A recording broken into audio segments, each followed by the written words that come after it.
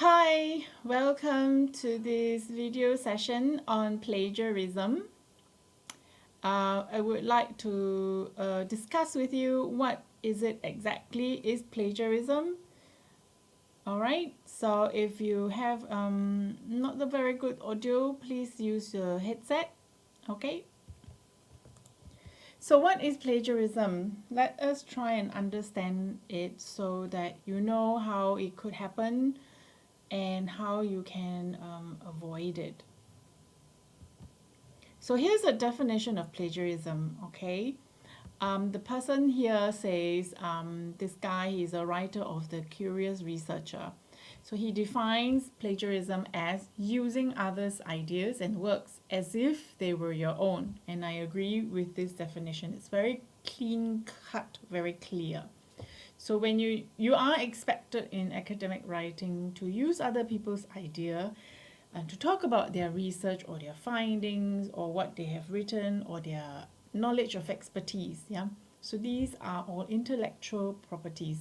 So when you use them and it's expected from your professors and lecturers that you use them, you do need to cite because it doesn't belong to you. You use them to really help you to boost your argument, to boost and support your point of view.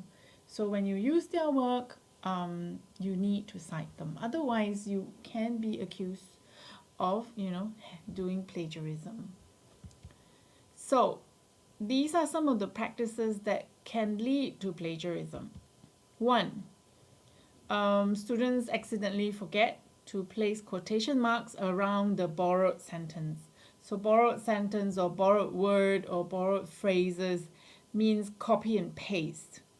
Okay, so if you copy and paste it, and then this part that you copy and pasted has info, data, facts that was mentioned in another author, you need to put the quotation marks there. Careless paraphrasing. Okay, students who are not very good in paraphrasing, thinking when they change one word out of the 50 words, that's paraphrasing, then that's very careless. And you will be accused of plagiarism because the original bits of work, it's still there. Okay, and even if you cite, the citation will be invalid because the minute you accidentally forget to place quotation marks, your citation is invalid. That means you are telling your reader, I copied their work anyway and pretended that it is my work. Okay? Some students, or in some cases, deliberately students trying to do this deliberately. Yeah, they take someone else's work and pretend and hope the professor believes that it's their work. Okay, so these are some of the 3 popular practices that can lead to plagiarism.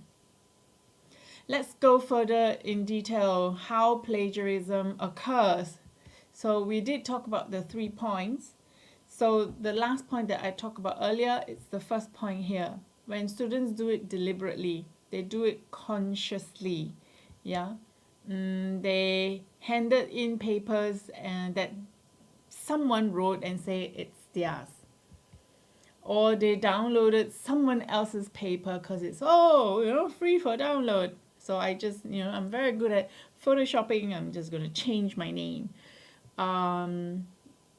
Please don't do that. Yeah. Some students copied another student's work. If you're being discovered for doing these, our faculty will not tolerate. I don't think any academic establishment would tolerate this. Yeah.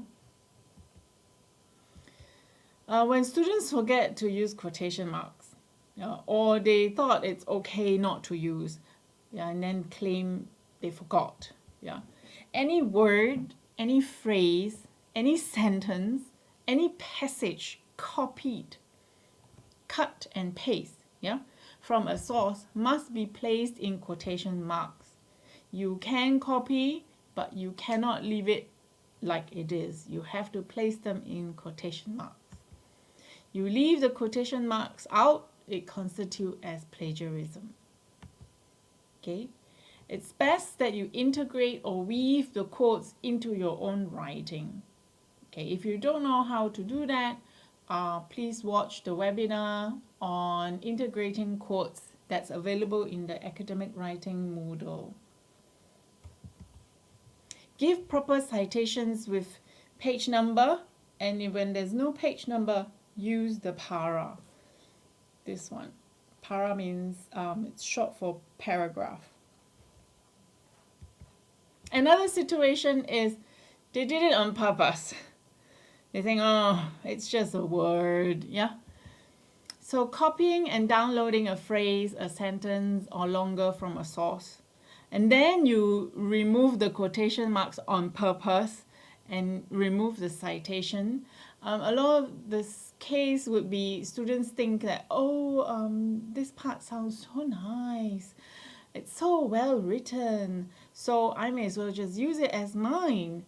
Bear in mind that sentence that's well written, it's not yours, and it has a different writing voice, and it's being edited many times. So if you remove it, you remove the quote and quotation marks and citations, your professor can still hear it, that it doesn't sound like you when they read your work. Yeah? And this is plagiarism. Sloppy paraphrasing work. Some students would have an assumption that this way of paraphrasing is enough, that way of paraphrasing is enough. The way of paraphrasing they learn in primary level or secondary school is enough. However, there is a much better and most preferred way to paraphrase. And many students usually get a little shocked when they try to paraphrase academics work, because academic sentences are much more condensed, concise, and more complicated to paraphrase. So then they get overwhelmed, and then they ended up just replacing word and playing jigsaw puzzles. Yeah, so that is called sloppy paraphrasing. So when you paraphrase, one of the sloppiness is they paraphrase without using citations. I came across some students who say, well, they are all my own words, so why should I cite? The facts that you use are not yours. Again, it's intellectual property, that the property just comes with the word. So if you copy and paste, you copy the whole property. But you copy the facts. That means you use the facts, not copy. That is still not your fact. You didn't go and research it and come up with that finding, You read about it and then you use it for your own work. Yeah? This is plagiarism. So if you want to be better in your paraphrasing skills, I also have, all the academic writing support has paraphrasing strategies, workshops, and webinars. So you can either come to the workshops or watch the webinars. Okay?